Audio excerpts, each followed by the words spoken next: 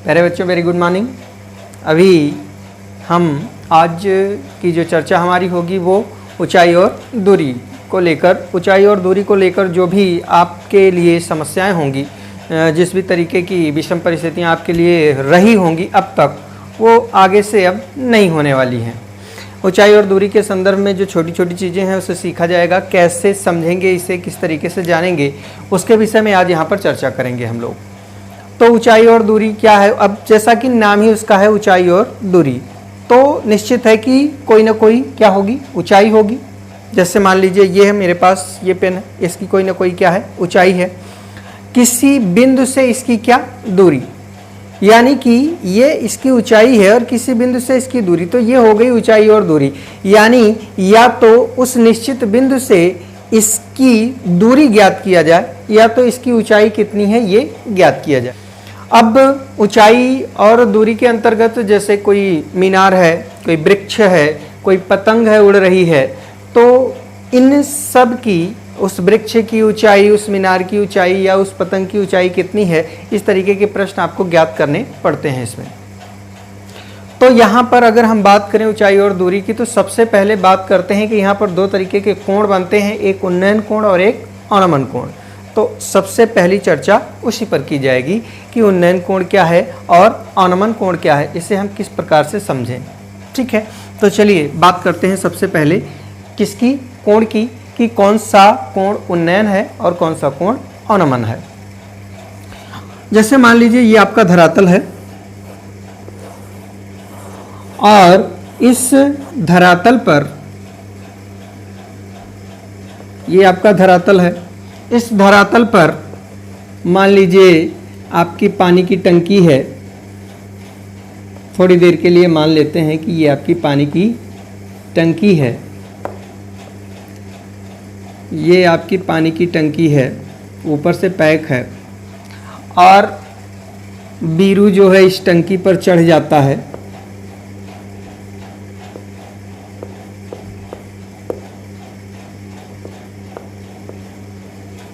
वो इस टंकी पर चढ़ जाता है और यहाँ नीचे धरातल पर बसंती खड़ी हुई है।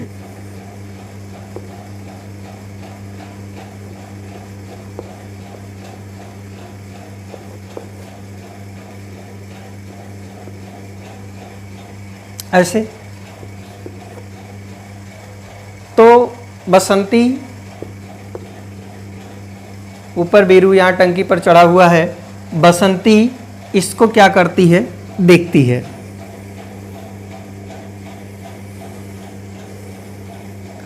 चढ़ा हुआ है ये, जिस भी स्थिति में है वहाँ से जैसा भी चिल्ला रहा है, बसंती इसको यहाँ से देखती है।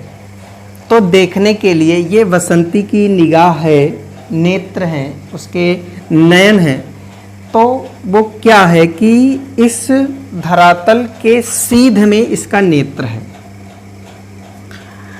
जब ये बीरू को देखती है तो अपनी निगाह को क्या करती है, ऊपर उठाती है, उठा लेती है नयन अपने, उठा लेती है नयन अपने, तो बन जाता है क्या, उठ नयन, यानी कि उन्नयन। तो यहां से बनने वाला कोण जो होता है वो उन्नयन होता है। यदि हम इसे थीटा ले लें तो ये थीटा कोण क्या होगा, यहाँ पर उन्नयन कोण होगा। बात पूरी तरीके से क्लियर हो रही है कि उन्नयन कोण क्या है। ये जब अपनी निगाह को ऊपर उठाएगी, यानी अपने नेत्र को ऊपर उठाएगी, सामान्य स्थिति में हमारा नेत्र जो है बिल्कुल इस तरीके से अपने क्षैतिज रेखा में बिल्कुल सीध में देख रहा है, यानी धरातल के समांतर। तो यहां से जब वो नेत्र को ऊपर उठाएगी तो इस लाइन से, इस क्षैतिज रेखा से कितना ऊपर उठा रही है, जो कोण बनता है वो कोण है, उसे हम क्या कहेंगे, उन्नयन कोण कहेंगे। अब बात आती है कि सेम वही स्थिति यहां भी है कि ये बीरू है और इसके आंख की ये क्षैतिज रेखा है, किसके क्षैतिज, धरातल के क्षैतिज, ये उसके आंख से गुजरने वाली धरातल के क्षैतिज रेखा है। वो क्या करता है, अब चूंकि वो टंकी से जंप लेना चाह रहा है तो बार बार किसको देख रहा है, बसंती को देख रहा है बार बार, तो यहाँ से वो अपनी निगाह को क्या करता है, नीचे झुकाता है, अपने नयन को नीचे झुकाता है। तो उस क्षैतिज रेखा से यह जितना कोण बनाता है, सपोज दैट अगर ये कोण थीटा है तो इसे हम क्या कहते हैं, अवनमन कोण। थीटा 1 ले लीजिए, थीटा 1 है तो ये आपका क्या हो जाएगा, अवनमन कोण। क्या हो जाएगा ये, अवनमन कोण।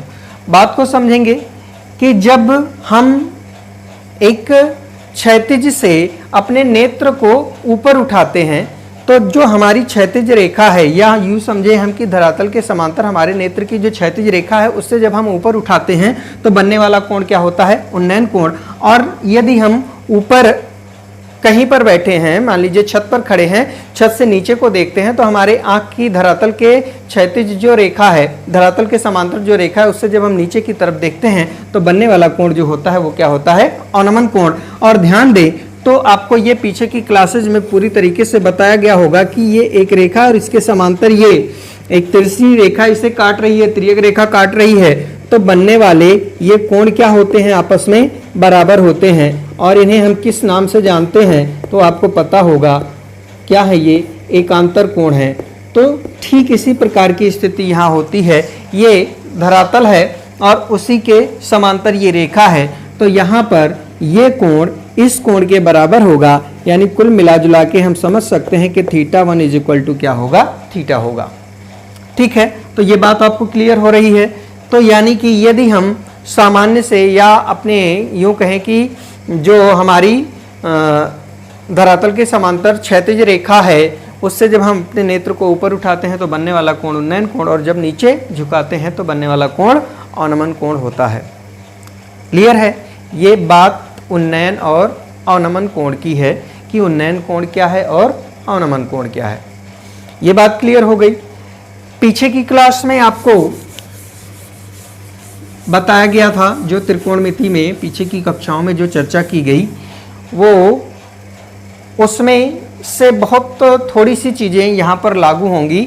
बाकी इन प्रश्नों में किसी प्रकार की कोई समस्या नहीं आनी है। बस एक चीज़ का ध्यान रखना है आपको कि प्रश्न में जैसा उसने कहा है वैसा यहाँ आपको चित्र बनाना है। जैसा जैसा वो कह रहा है वैसा वैसे आपको चित्र में करते जाना है। अगर वो चित्र उसका बन गया तो आपका प्रश्न आसानी से सॉल्व हो जाएगा, कोई समस्या नहीं आनी है। तो अभी हम चलें सीधा सीधा प्रश्न की तरफ चलें, एक एक प्रश्न करते हुए चलते हैं तो बात आपको क्लियर होती हुई चलेगी। ठीक है, इसमें पहला प्रश्न जो है, पहला क्वेश्चन है कि सर्कस का एक कलाकार एक 20 मीटर लंबी डोरी पर चढ़ रहा है और वो डोरी तनी बंधी हुई है, ऐसा कह रहा है ये, और कह रहा है कि भूमि पर सीधे लगे खंबे के शिखर से बंधा हुआ है। इसका मतलब है कि अगर हम बात करें तो ये आप भूमि है यानी धरातल है, धरातल पर क्या है, एक खंभा है, तो ये आपका खंभा हो गया। खंभा है तो कहाँ है, धरातल पर है। मान लीजिए खंभा आपका क्या है, एके है, और धरातल पर वह बिंदु जहां डोरी बंधी हुई है वह बिंदु क्या है, भी है। कहां से बंधी हुई है, खंभे के शीर्ष से, और कैसी बंधी हुई है, तनी बंधी हुई है। तो खंभे के शीर्ष से तनी बंधी हुई है। ठीक है, इतना प्रश्न में कह रहा है वो कि खंभे के शीर्ष से तनी, यदि भूमि अस्तर के साथ डोर द्वारा बनाया गया कोण 30 अंश का हो, यानी भूमि के साथ इस डोरी के द्वारा बनाया गया कोण तो यही बन रहा है। जमीन ये है, मान लीजिए ये खूंटा गड़ा हुआ है, यहाँ से डोरी बांधी गई है, तो कह रहा है कि भूमि के साथ ये डोरी जो कोण बना रही है वो कितने अंश का बना रही है, 30 अंश का बना रही है। तो ऐसी स्थिति में कह रहा है कि खंभे की ऊंचाई ज्ञात कीजिए। आपको खंभे की ऊंचाई ज्ञात करना है, यानी एके का मान ज्ञात करना है। हम सपोज कर लेते हैं एके कितना है, यच है। चाहे तो आप के बी की वैल्यू भी कुछ ले सकते हैं, जैसे यक्स वाई समथिंग कुछ भी, या सीधा सीधा ऐसे ही रहने दे, कोई दिक्कत नहीं है। ठीक है, वो आपसे प्रश्न में पूछा है खंभे की ऊंचाई क्या है। एक चीज का यहाँ पर ध्यान देंगे कि सर्कस का कलाकार एक 20 मीटर लंबी डोरी, तो यानी डोरी की लंबाई आपको दे रखा है कितना, 20 मीटर। ठीक है, तो ये आपका प्रश्न है। अब प्रश्न में आपने जो अनुपात पढ़े वो कितने पढ़े, 6 पढ़े। कौन कौन से पढ़े, साइन, कॉस, टैन, कॉट, सेक और कॉसेक। अब उसमें भी साइन का जो रेशियो होता है किसके किसके मध्य होता है, लंब और कर्ण के। कॉस का जो होता है आधार और कर्ण के, और टैन जो होता है वो लंब और आधार के होता है। कॉट जो होता है वो भी आधार लंब में ही होता है। उसके बाद सेक की बात आती है, उसके बाद कॉसेक की बात आती है। तो यदि आपको साइन, कॉस, टैन पता है तो बाकी के तीनों पता होंगे, क्योंकि वो क्या है, उसी के उल्टे हैं। तो यहाँ पर हमें ये देखना है सबसे पहले कि कौन सा रिलेशन लगाया जाए, साइन लगेगा, कॉस लगेगा, टैन लगेगा। ठीक है, उसे जानने के लिए सबसे पहले तो ये आपको पता होना चाहिए कि वो जो समकोण त्रिभुज आपको बन रहा है उसमें लंब कौन सा है, आधार कौन सा है। कर्ण तो आपको आइडेंटिफाई होगा कि 90 अंश के ठीक सामने जो है ये क्या है, कर्ण है। अब यहाँ देखेंगे, यहाँ पर ये कोण है 30 अंश का, इस कोण के अकॉर्डिंग ये क्या हो जाएगा, लंब हो जाएगा। यानी एक के क्या है, लंब है, और ये क्या है, आधार है, और ये क्या है, कर्ण है। आपको मान किसका निकालना है, लंब का। ये क्या है, कर्ण है। इसका मतलब रिलेशन किस में लगाना है, लंब और कर्ण में।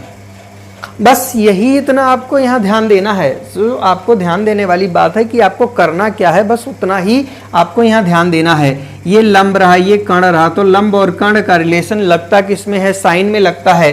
तो सीधा सीधा आप यहाँ पर दिखा सकते हैं। देखिए, प्रश्न करने के लिए आपको करना क्या है कि जो जो चीज़ें जैसे जैसे हैं वैसे वैसे आपको लिख देनी है। माना ए के बराबर एच, ए की क्या है, ऊंचाई है, किसकी ऊंचाई है, जो भी यहाँ पर दे रखा है।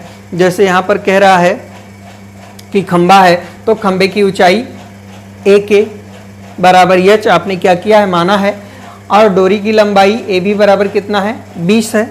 ठीक है, तो ये चीज़ें जो आपको दे रखा है वो आपको लिख देनी है, या सीधा सीधा यहाँ पर इस तरीके से कि जैसे ए के बराबर हमने क्या है, एच लिया है, माना है ये।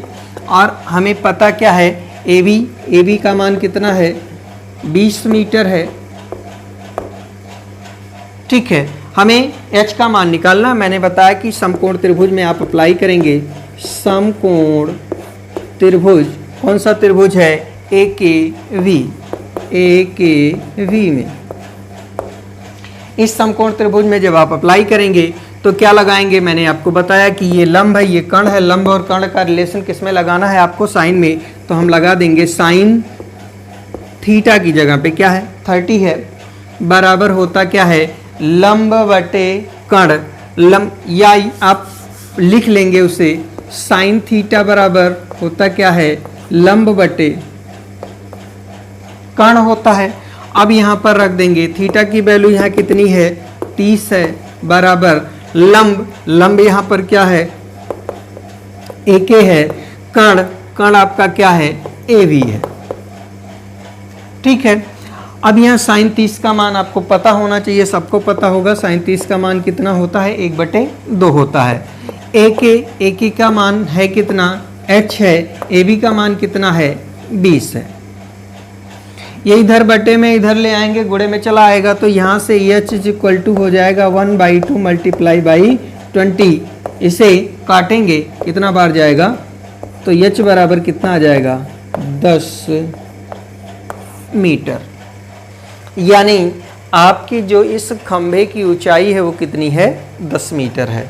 ठीक है, और वैसे भी अगर आप थोड़ा सा ज्योमेट्री के विषय में सोचें तो ज्योमेट्री क्या कहता है कि समकोण त्रिभुज में 30 अंश के सामने की भुजा कर्ण की आधी होती है।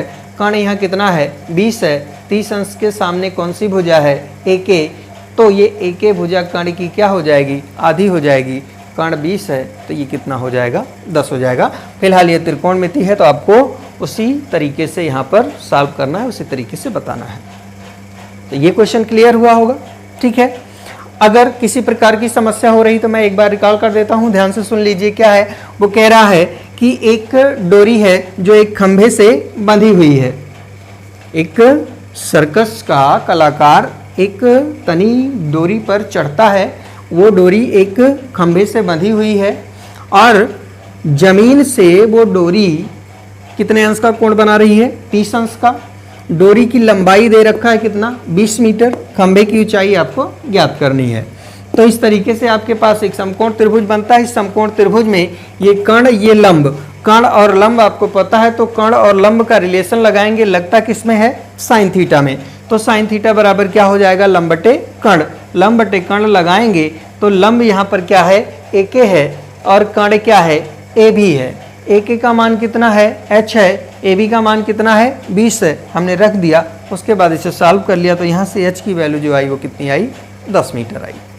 क्लियर है? ये पूरी तरीके से क्लियर हो रहा है, कहीं किसी प्रकार की समस्या नहीं होगी। चलिए अगला क्वेश्चन देखते हैं। तो ये क्वेश्चन आपको समझ में आ गया होगा। इसका अगला क्वेश्चन देखते हैं क्या है।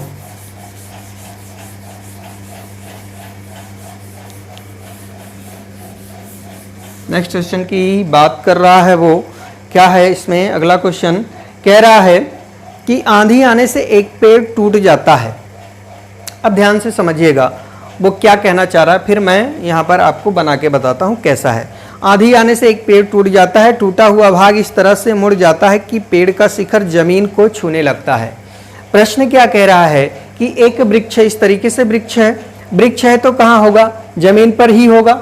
ठीक है, जमीन पर होगा। वृक्ष है, इस तरीके से वृक्ष है। आंधी आती है तो ये क्या होता है? टूट जाता है। टूटता है तो इस तरीके से टूटकर आकर वो लटक जाता है। ठीक है, अब हाथ से तो सीधा सीधा बन नहीं रहा है, आप समझेंगे इस तरीके से। अभी मैं यहाँ पर चित्र बनाऊंगा तो वो होता क्या है कि बीच से कहीं से टूट जाता है, टूटकर आकर जमीन पर लटकता है। जब जमीन पर लटकता तो जमीन को आकर टच कर जाता है और जमीन से क्या बनाने लगता है? एक कोण बनाने लगता है। वही लिखा हुआ है कि मुड़ जाता है। पेड़ का शिखर जमीन को छूने लगता है और इसके साथ 30 अंश का कोण बनाता है। पेड़ के पाद बिंदु की दूरी जहां पेड़ का शिखर जमीन को छूता है 8 मीटर है। पेड़ की ऊंचाई ज्ञात कीजिए। अब देखिए, ध्यान दीजिए क्या है। कह रहा है आंधी आने से एक पेड़ टूट जाता है। अब अगर हम बात करें तो देखिए, यहां पर देखिए कि ये आपका वृक्ष है, और अगर ये वृक्ष है तो निश्चित तौर पर धरातल पर ही होगा। ये आपका धरातल है, ये आपका वृक्ष है। होता क्या है कि आंधी आती है, और आंधी आती है तो ये वृक्ष जो है बीच से टूट जाता है। तो ये क्या होता है कि हम सपोज करते हैं वो यहाँ से टूट जाता है। जब यहाँ से टूटेगा तो वो इस तरीके से नीचे गिरेगा। नीचे गिरेगा तो वो आकर नीचे जमीन को टच कर जाता है। इसका मतलब है कि ये ऊपर वाला भाग तो हो गया खत्म। भाई यही ऊपर वाला भाग कहाँ आ गया? नीचे आ गया। अब नीचे आ गया तो ध्यान रखिएगा कि जैसे मान लीजिए ये आपका AK है, कौन सा? वृक्ष का वह भाग जहां से वृक्ष टूटा हुआ है वह बिंदु A है। उसका जड़ जो जमीन में है वो क्या है? K है। और ये टूट कर आकर इस जमीन पर स्पर्श करता है, वह कहां पर? V पर आकर स्पर्श करता है। ठीक है, अब देखिएगा तो वृक्ष कितना था मूल रूप से वो समझिएगा कि ये तो बिंदु A से टूटा है। टूटने के बाद यही जाकर जमीन में टच हुआ है। इसका मतलब वृक्ष आपका है कितना? AK plus AB। ये आपका वृक्ष है। क्लियर है? तो यहां पर वृक्ष है AK प्लस AB। अब देखिए क्या कह रहा है, मुड़ जाता है, पेड़ का शिखर जमीन को छूने लगता है और इसके साथ 30 अंश का कोण बनाता है। यानी जमीन से ये जो कोण बनाता है वो कितने अंश का बनाता है? 30 अंश का। 30 अंश का कोण बनाता है। आगे कह रहा है पेड़ के पाद बिंदु से जहां पेड़ का शिखर जमीन को छूता है 8 मीटर है। पेड़ के पाद बिंदु, पाद बिंदु का मतलब यहाँ जड़ है, पेड़ की जड़। पेड़ की जड़ यानी वही उसका पाद बिंदु। पाद बिंदु का मतलब पैर, पैर का मतलब निचला सिरा, निचला सिरा का मतलब जड़। जड़ से जहां ये टूटा हुआ भाग जमीन को स्पर्श करता है उसकी दूरी कितनी है? 8 मीटर है। ठीक है, ये दूरी कितनी है? 8 मीटर है। तो प्रश्न में कह रहा है कि पेड़ की ऊंचाई ज्ञात कीजिए। पेड़ की ऊंचाई ज्ञात करने का मतलब क्या है? मैंने आपको पहले ही बता दिया कि पेड़ है कितना? AK plus AB। क्यों है ये भी बताया, क्योंकि यहां से तो वो ये जो जहां से वृक्ष टूटा हुआ है वो बिंदु हमने A लिया है। तो टूटने के बाद वो क्या किया? जाकर जमीन पर स्पर्श कर गया। तो यही भाग जाकर जमीन पर स्पर्श कर रहा है, इसका मतलब ये ऊपर रहा होगा। मैंने आपको बताया ना कि इस तरीके से है, ये आपका वृक्ष है, जब टूटा होगा तो आके ऐसे गिरा होगा, यहाँ पर इस तरीके से आके गिरा होगा, तो इसका मतलब है कि वृक्ष तो यहाँ से यहाँ तक था, ये यहाँ से जब टूट गया तो इतना भागिए और इतना भागिए, ठीक है। तो ये आपका वृक्ष। तो वृक्ष, अगर हम बात वृक्ष की करेंगे तो AK प्लस AB। तो यहाँ अगर हम वृक्ष की बात कर लें, वृक्ष कितना है, वृक्ष की ऊंचाई, अगर हम वृक्ष की ऊंचाई की बात करेंगे तो वो बराबर होगा किसके, AK प्लस AB के बराबर होगा, ठीक है। AK प्लस AB के बराबर होगा वृक्ष आपका। और यहाँ पर KV की जो वैल्यू दे रखा है वो कितना है, 8 मीटर है।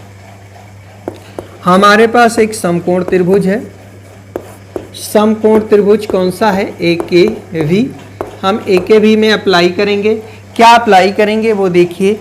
मैंने बताया था कि 30 अंश के ठीक सामने की भुजा जो होती है वो लंब होती है। अब 30 अंश से जुड़ी हुई भुजा में एक तो कर्ण आपको पता ही है, क्योंकि 90 अंश के ठीक सामने क्या है, कर्ण है, बचा के आपके पास आधार। तो इसका मतलब है कि आधार आपको पता है, कुल मिला जुला के आधार आपको पता है। आपको लंब भी ज्ञात करना और कर्ण भी ज्ञात करना है।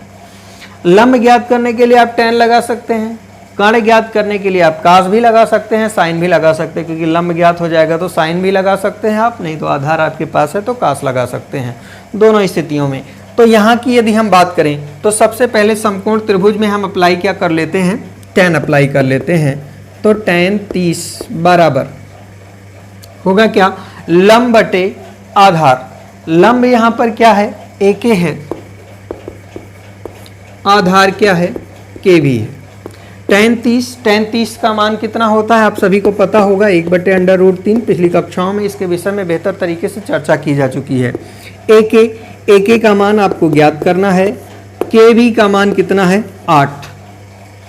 पक्षांतर करेंगे तो यहाँ से AK की वैल्यू निकल के आ जाएगी कितना, 8/√3, ठीक है। थोड़ा सा अगर और सॉल्व करना चाहें तो और सॉल्व कर लेते हैं।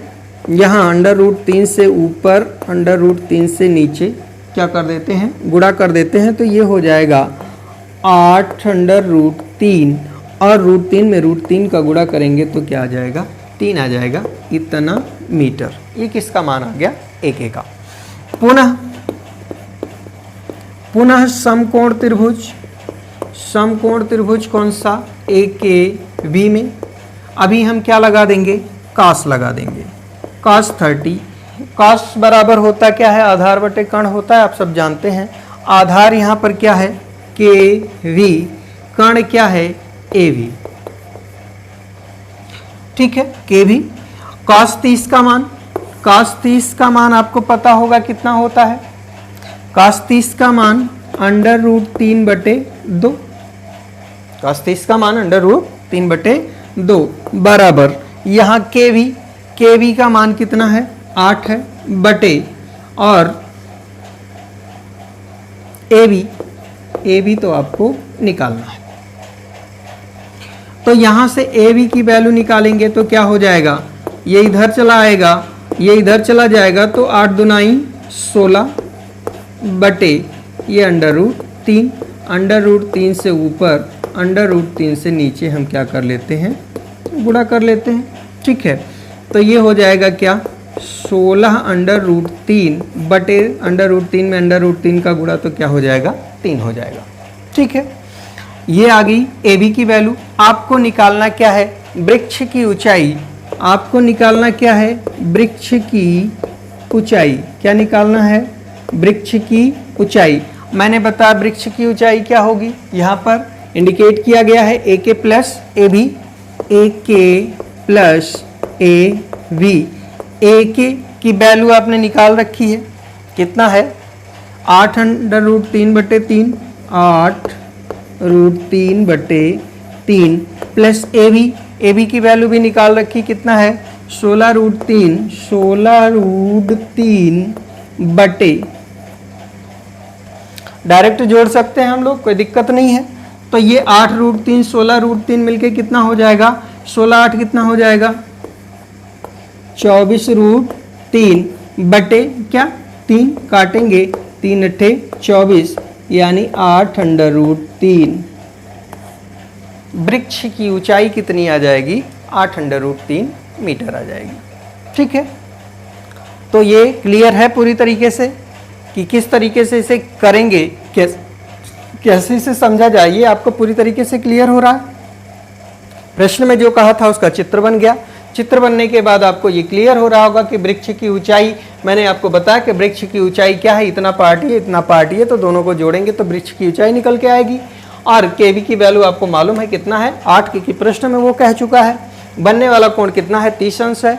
समकोण त्रिभुज में 2 बार अप्लाई करना पड़ेगा, क्यों, क्योंकि ये भी निकालना है ये भी निकालना है, दोनों स्थितियां निकालनी है। दोनों स्थितियां निकालने के लिए एक बार हमें लंब और आधार लगाना है तो हमने tan लगा दिया, एक बार आधार और कर्ण लगाना है तो हमने cos लगा दिया। आप साइन भी लगा सकते हैं क्योंकि लंब आप निकाल चुके हैं, जहां से आपने लंब निकाला है इस तरीके से एक का मान, तो आप चाहे तो साइन भी यहाँ पर अप्लाई कर सकते हैं लंब बटे कर्ण लगाकर, तो वहाँ से कर्ण की वैल्यू निकल आएगी। उसके बाद दोनों को जोड़ लिया जाएगा। ठीक है, तो ये बात आपको पूरी तरीके से समझ में आई होगी। चलिए, बहुत बढ़िया है, बहुत अच्छी तरीके से समझ रहे हैं आप लोग। तो इसका जो अगला क्वेश्चन है वो क्वेश्चन मैं आप लोगों के लिए छोड़ रहा हूँ, थोड़ा सा मैं हिंट कर देता हूँ कैसे लगाना है। कह रहा है एक ठेकेदार बच्चों के खेलने के लिए पार्क में 2 फिसलन पट्टी लगाना चाहती है, इसका मतलब महिला ठेकेदार है। लगाना चाहती है तो महिला ठेकेदार है। लगाना चाहती है 5 वर्ष से कम उम्र के बच्चों के लिए एक ऐसी फिसलन पट्टी लगाना चाहती है जिसका शिखर 1.5 मीटर की ऊंचाई पर हो और भूमि के साथ 30 अंश के कोण पर झुका हुआ हो। कुछ करना नहीं है, सीधी सी बात है, बिल्कुल यही चित्र है आपका। 1.5 मीटर क्या है, ऊंचाई है, और ये जमीन से कितने अंश के कोण पर झुकाव है, 30 अंश के कोण पर झुकाव है। एक तो ये फिसलन पट्टी हो गई। ठीक है, आगे क्या कह रहा है, जबकि इससे अधिक उम्र के बच्चों के लिए वह 3 मीटर की ऊंचाई, अब की बार वो कितनी मीटर ऊंचाई चाहती है, 3 मीटर ऊंचाई चाहती है। और ये कह रहा है जमीन से कितने अंश का कोण, जो भूमि के साथ 60 अंश का कोण, अब की बार 60 अंश के कोण पर। इसका मतलब है कि सीधी सी बात है, 30 अंश का कोण है तो स्लोप ज्यादा है। ठीक है, तो वहां पर बच्चा जो है धीरे धीरे सरकता हुआ आएगा, सॉरी स्लोप कम है तो बच्चा धीरे धीरे सरकता हुआ आएगा, लेकिन यहाँ पर स्लोप ज़्यादा है, ऊपर बैठेगा सटाक से नीचे। तो ये बड़े बच्चों के लिए, छोटा बच्चा इतनी तेज़ी से सटाक से आएगा तो सटाक से नीचे पहुँचेगा, फिर स्थितियाँ भी सम हो सकती हैं। तो आप समझ रहे होंगे कि ये बड़े बच्चों के लिए है जो आसानी से उस पर सरक सकें, फिसल सकें, और ये छोटे बच्चों के लिए है। इसकी ऊंचाई 1.5 मीटर, इसकी ऊंचाई 3 मीटर है, कोण इसका 30 अंश है, इसका कोण 60 अंश है। प्रश्न में पूछा क्या है उसने, प्रत्येक स्थिति में फिसलन पट्टी की लंबाई क्या होनी, कह रहा है कि जो भूमि के साथ 60 अंश का कोण, प्रत्येक स्थिति में फिसलन पट्टी की लंबाई क्या होनी चाहिए। फिसलन पट्टी की लंबाई पूछा है, यानी अगर हम इसे यक्स मान लें तो ये यक्स पूछा है, इसे वाई मान लें तो ये वाई पूछा है। मुझे लगता है कि आसानी से कर पाएंगे। आपको यहाँ पर ये पता है, ये कोण है, इसके सामने भुजा लंब है, ये कोण है, इसके सामने की भुजा लंब है। इसका मतलब लंब कर्ण में रिलेशन यहाँ भी लगा लीजिएगा, लंब कर्ण में रिलेशन यहाँ भी लगा लीजिएगा। आसानी से निकाल पाएंगे आप फिसलन पट्टी की लंबाई कितनी है। क्लियर हो रहा है, ये प्रश्न पूरी तरीके से क्लियर है। क्या करना है, पूरी तरीके से बात समझ में आ रही है। चलिए, बहुत बढ़िया। तो ये इस तरीके से जो प्रश्न है उसे आप आसानी से सॉल्व कर सकते हैं। मैंने संक्षेप में इसे बताने का प्रयास किया है, अगर आप कोशिश करेंगे तो आपको निश्चित तौर पर सॉल्व हो जाएगा। और सॉल्व करके आप मुझे दिखाएंगे इसका सॉल्व, तो आगे इसके आगे मैं अगले दिन जो अपनी चर्चा करूंगा, ये इसके अगले प्रश्न यानी चौथे प्रश्न से चर्चा करूंगा। तो आज की क्लास में बस इतना ही बच्चों, मिलते हैं अगली क्लास में इसी जोश और जुनून के साथ। तब तक आप सभी को बहुत बहुत प्यार। जय हिंद।